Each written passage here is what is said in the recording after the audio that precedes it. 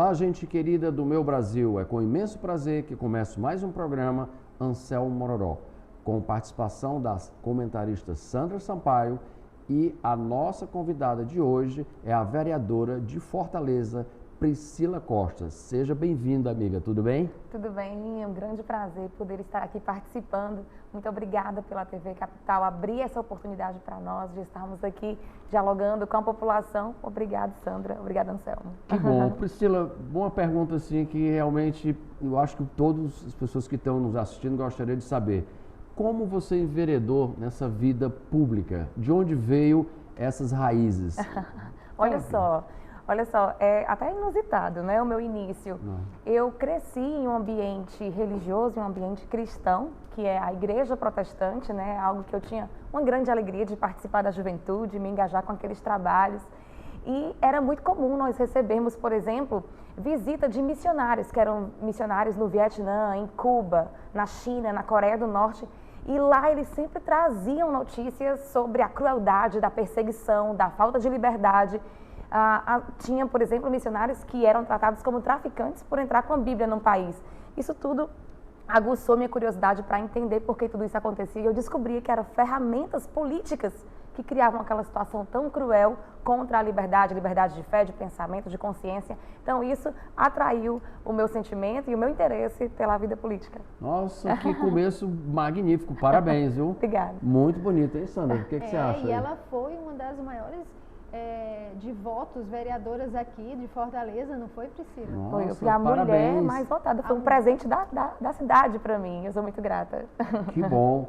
E vamos começar assim, pela essa semana que passou, certo. Né, nós tivemos não só no mundo, mas também no Ceará, houve coisas meio conturbadas. Você podia nos explicar, quem está nos assistindo, o que houve lá com a feirinha? Sim. E houve até na Zé Avelino, né? Houve um desconforto grande com os autônomos, os ambulantes, pessoas que trabalham durante a manhã para comer o almoço e à tarde para comer o jantar. São pessoas guerreiras, sofridas, sim, que já passaram pela essa pandemia e lockdown e, enfim, impostos e tudo mais. Diz aí o que aconteceu para quem está nos assistindo. É difícil até a população entender por que se gera tanto sofrimento sobre pessoas que estão apenas tentando, Anselmo, trabalhar, estão apenas tentando ali ganhar o seu sustento, o seu pão de cada dia, que no caso são os feirantes. Então,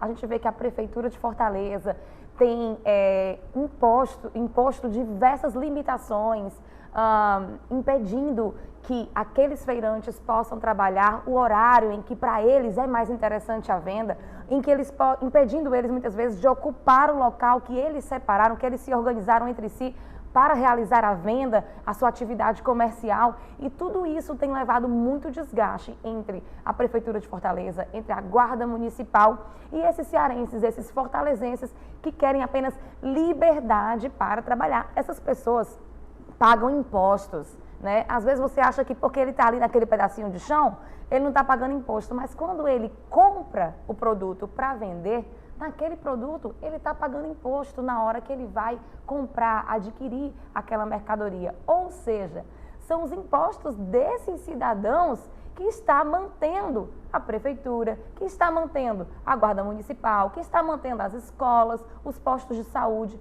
São pessoas dignas como eu e você, e por isso devem sim ter a liberdade para trabalhar. A liberdade, ela sempre vem seguida de prosperidade. Certo. E é isso que eles estão pedindo, certo, prosperidade para poder trazer o dinheiro, o ganha-pão para sua casa e também os seus sonhos. A gente sem sonho, a gente não é nada. Mas, vereadora, me diga uma coisa, quem está representando, quem defende esse povo que está lá fora? Porque eles votaram nas pessoas para serem liderança dele. Essas lideranças, na maioria, estão defendendo o trabalho deles? Olha, você tem que observar como o seu vereador tem se posicionado em relação a essa questão. Porque só um vereador que defende, acima de tudo, a liberdade econômica, a liberdade de trabalho, são os vereadores que estão reconhecendo a dignidade do que os feirantes do Zé Avelino promovem para a cidade de Fortaleza. Esses vereadores estão do lado deles na Casa Legislativa, eles estão defendendo o ambulante, o informal, o que tem a barraquinha, o que põe as roupas ali? Olha, nós temos os dois lados. Nós temos vereadores representando, sim, o interesse daqueles que querem liberdade para trabalhar, mas, infelizmente, nós também temos representantes que estão, às vezes, tão sujeitos à política da máquina, da prefeitura, que às vezes se sentem um pouco mais tímidos e acuados em discordar da prefeitura, em discordar da gestão. Então, eles acabam sendo omissos ou sendo contrários ao que os feirantes da José Avelino querem fazer, que é liberdade para trabalhar.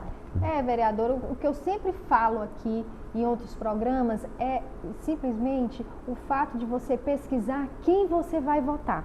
Por isso que é de suma importância você olhar quem é seu candidato, vereador, deputado estadual, federal, enfim.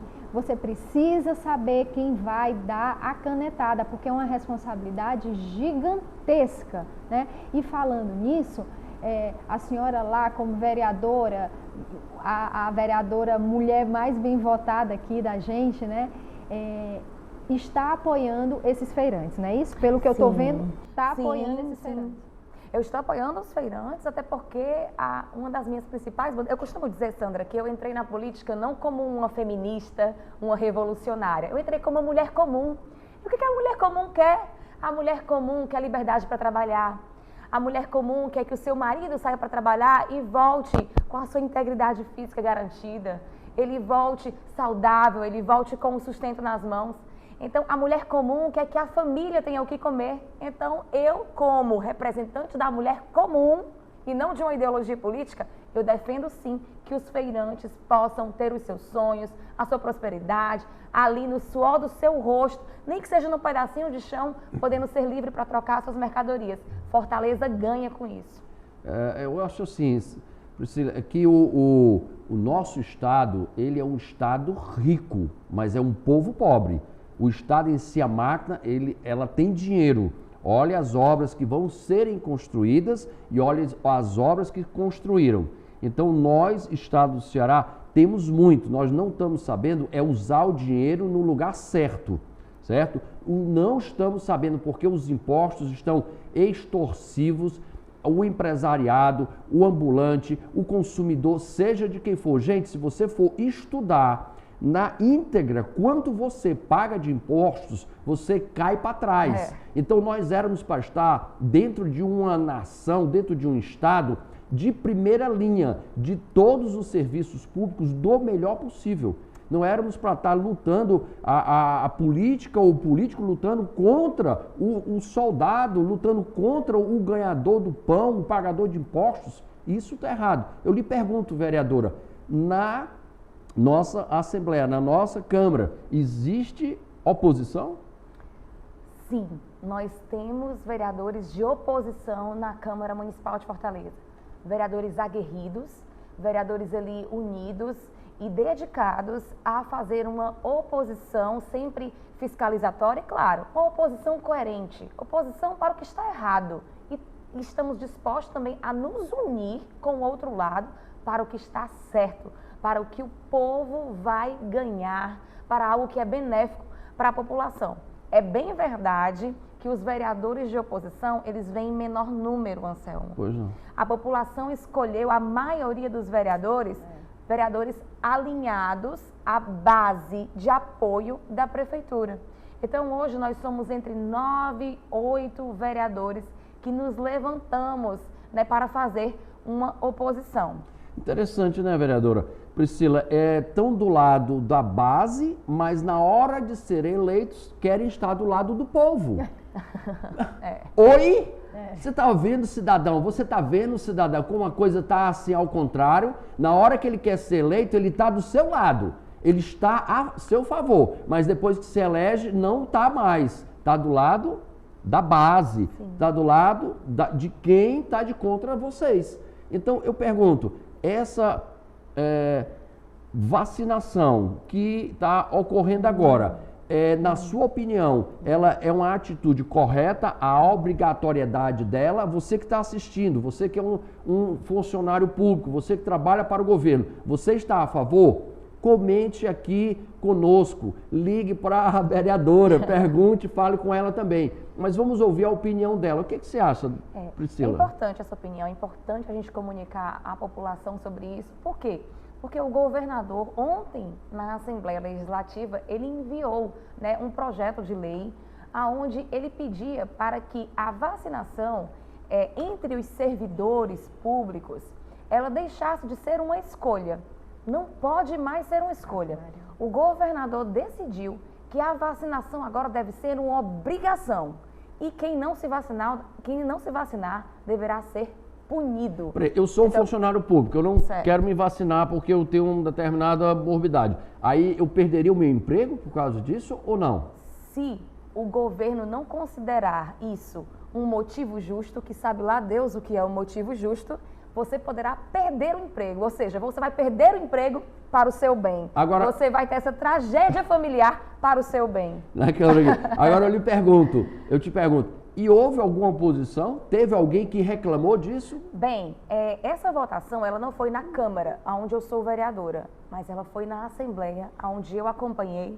Eu vi ali alguns deputados, sim, que se destacaram mais no seu discurso, que foi o caso do deputado André Fernandes, o deputado delegado Cavalcante, que se posicionaram contra essa vacinação compulsória, obrigatória, até porque, Anselmo, não tem nenhuma fundamentação científica. Veja só a ideia que o governador está querendo criar entre os servidores.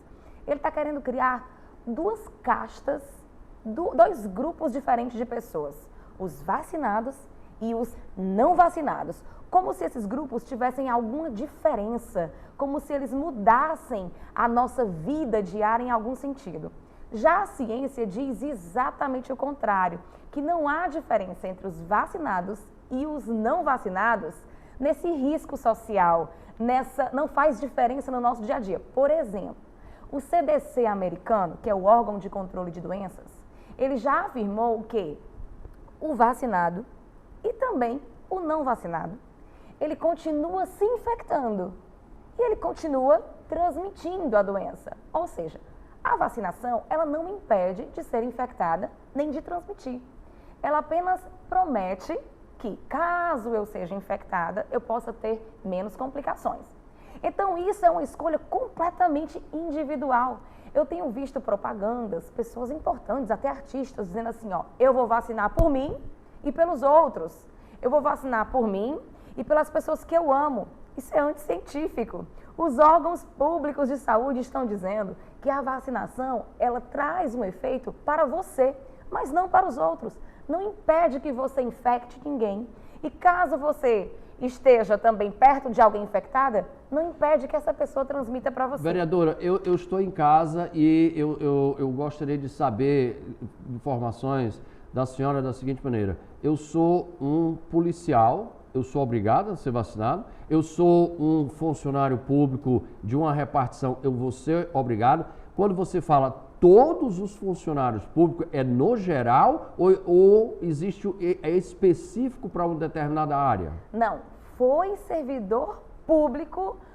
O governador Camilo Santana está dizendo que se você não se vacinar, você vai perder o seu emprego. Inclusive, veja só, a essa altura da pandemia, muitos de nós criamos anticorpos naturalmente, porque toda hora a gente está aqui, pode estar se infectando. E a grande parcela da população não vai sentir sintoma nenhum, vai se infectar, vai criar anticorpos naturais e não vai sentir sintoma nenhum.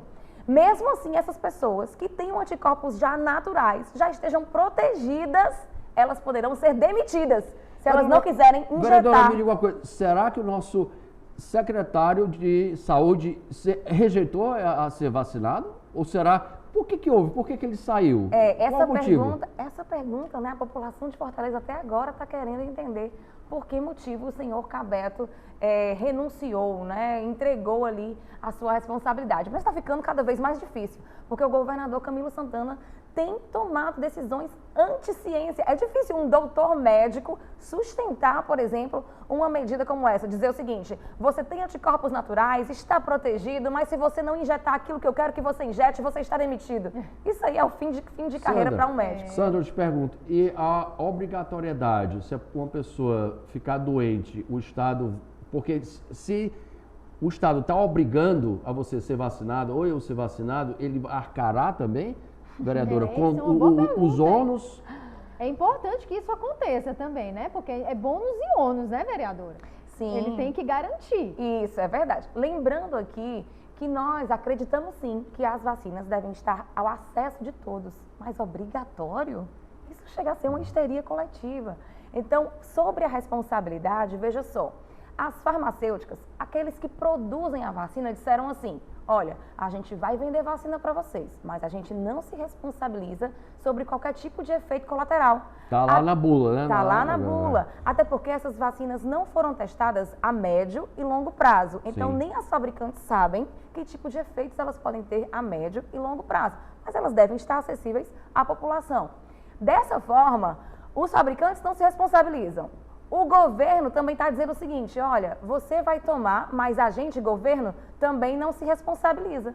Então, quem produz não se responsabiliza, quem obriga você a injetar não se responsabiliza e você é obrigado a se responsabilizar a custo de perder o seu emprego debaixo da mesma lei do governador. Doida, mas enfim, não dá nem para entender muito bem essa história, porque chega a ser contraditório. E falando em pandemia, a gente lembra também dos estádios de futebol, né, Priscila? Você está com um projeto novo das torcidas voltarem para o nosso Castelão? Sim, acredito que nós estamos ali no espaço público para trazer essa tranquilidade, para trazer essa responsabilidade. E no Brasil isso já tem acontecido em diferentes estados, em diferentes cidades, já estão trazendo um retorno para os estádios, as atividades esportivas. E a gente sabe que isso tem que acontecer com responsabilidade. Aquele lugar, por exemplo, não pode estar 100% ocupado. Não, talvez ele deva começar com 20%, para depois ir para 30%. Precisamos dos protocolos sanitários. Então, por isso, eu quis antecipar essa discussão na Câmara dos Vereadores, porque quanto mais tempo a gente tem para discutir e ouvir os especialistas, os médicos e as autoridades sanitárias, mais tranquilidade a gente vai ter de desenvolver um plano de retomada de atividades de uma maneira responsável. Não é apenas uma demanda, um anseio dos atletas e das torcidas. Não podemos nos esquecer das milhares de famílias que precisam daquele lugar como o Castelão, daquelas atividades esportivas acontecendo para ter o seu sustento. É quem vende o refrigerante, a água, a batatinha frita. Quantas famílias são sustentadas por essas atividades? Então, é com esse compromisso com a família e com essas pessoas mais vulneráveis que a gente começa com responsabilidade a trazer essa discussão para a Câmara. Priscila, você sendo a mulher mais bem votada na Câmara, né, como vereadora, quais são os outros projetos também que você tem a oferecer ao seu eleitor e à cidade de Fortaleza? Bem, nós estamos agora, né, preocupados com a retomada das aulas, né? As nossas crianças precisam estar de volta às escolas e também estamos preocupados com a saúde das crianças. Então, um dos nossos projetos que nós queremos aprovar é aquele que faz com que a Prefeitura cumpra a elaboração de um cardápio especial para as crianças que têm necessidades específicas. Nós temos crianças que podem ter problemas seríssimos porque têm intolerância à lactose, crianças que são diabéticas, crianças que são celíacas. Então, essas crianças não podem ir para a escola para passar fome e, de repente, ter um problema ainda maior. Elas precisam chegar na escola e ter aquele alimento já preparado, já pensado e providenciado para aquele dia, para que ela tenha realmente um dia produtivo. Um outro projeto também que eu tenho apresentado na Câmara Municipal e que está avançando e a gente está com expectativa muito boa sobre ele, é a criação do Estatuto do Nascituro. Quem é o nascituro? É o bebezinho que está dentro da barriga da mãe. Ele é um ser humano de valor, ele é um ser humano digno, ele tem direitos. Então a gente vê aí uma pauta feminista avançando, tratando o bebê dentro da barriga da mãe com desprezo, sem valor, defendendo até o assassinato desses bebês de uma forma banal, através do aborto sendo louvado, sendo exaltado. Então eu quero representar as mulheres, as mulheres que não defendem essa ideia. a ideia do aborto, dessa violência, dessa crueldade. Eu quero me levantar como a mulher que quer amparar, que quer dizer, ele tem valor, ele é precioso. E por isso, ali onde eu estou criando uma proteção através das leis para o nascituro, esse bebezinho tão precioso do ventre da mulher. Ai, que lindo, gostei, viu, dos seus projetos. Priscila, a gente já está quase final de agosto, chegando setembro. Então, a gente vai ter um marco aí, que é o 7 de setembro, né? Pelas redes sociais, vimos que vão existir muitas bandeiras levantadas, tanto em Brasília, como em São Paulo, aqui mesmo em Fortaleza, né? O que você está achando? Você acha que vai continuar? Porque a gente sabe que teve agora o STF entrou em algumas casas dos nossos brasileiros trabalhadores, porque são brasileiros e são trabalhadores, né? Você acha que o 7 de setembro vai continuar com essa bandeira? Vai ter a manifestação? Olha só, para a população entender bem o que é o 7 de setembro, essa manifestação, ela está contando com uma adesão gigante. Pela primeira vez, o 7 de setembro não vai ser aquela marcha, né, militar, com todos aqueles nossos símbolos cívicos.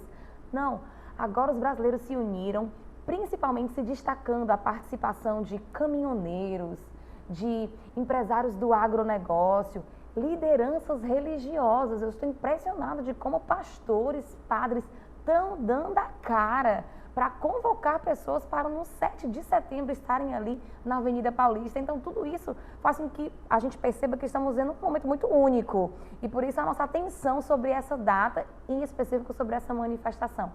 Eu acredito que será uma das maiores manifestações da história do Brasil. Você vê que o voto impresso, né, uma pauta que é inclusive uma das demandas desse dia 7 de setembro. Queremos o voto impresso. Foi muito feio o que fizeram com esse assunto. Os jornalistas, quantos jornalistas e veículos de comunicação, muitos deles não tiveram responsabilidade nenhuma em informar o que seria o voto impresso. Diziam que ia ser uma cédula de papel, outros diziam que você ia poder levar para casa. Não é nada disso. Nós já temos o voto eletrônico, vamos continuar com ele. A diferença é que teremos uma opção a mais. Ele vai ser impresso e, ao mesmo tempo, depois de confirmado, entra dentro de uma urna lacrada. A gente via poucos jornalistas explicando isso. E mesmo assim, mesmo com todo esse trabalho de desinformação, a gente viu um apoio gigantesco, tanto da população que foi refletido no Congresso Nacional. A votação estava ali, gente, equilibradíssima, dos deputados que votaram contra o voto impresso, mas também muitos deputados votando a favor.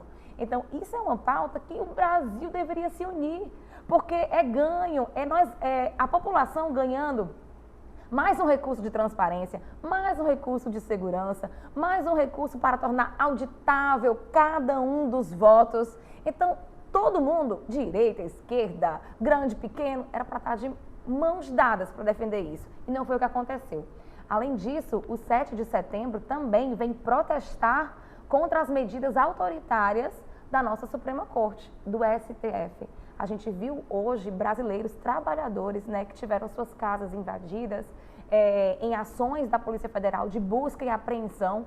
Um deles foi o cantor Sérgio Reis, de 81 anos. Meu Deus, que tipo de perigo esse homem pode representar para a nossa sociedade. E essa nova lei que quer implementar do crime de opinião, você agora não pode opinar, agora é um crime você dizer que, não, eu gosto do azul e a outra pessoa não gosta do amarelo, e isso aí, haver uma controvérsia e terminar num julgamento, não houve nem julgamento, né? Uma ditadura e dizer assim, olha, crime de opinião, não gosto da sua opinião, vou mandar lhe fechar, vou mandar lhe acabar, vou mandar lhe tomar o seu jornal, o seu blog, fechar o seu canal nas redes sociais. Isso existe? Não pode. Olha só, engraçado, quando o presidente Bolsonaro surgiu ainda como candidato, era o que mais se falavam sobre ele. Que ele iria censurar a nossa opinião, que ele iria trazer de volta algo parecido com a ditadura militar. E olha o que nós estamos vivendo. É justamente aqueles que se levantam para derrubar o presidente que estão fazendo isso. Estão criando leis que censurem a nossa opinião. Veja só, blogs conservadores, blogs que defendem o presidente, canais de YouTube que defendem o presidente, agora sendo derrubados.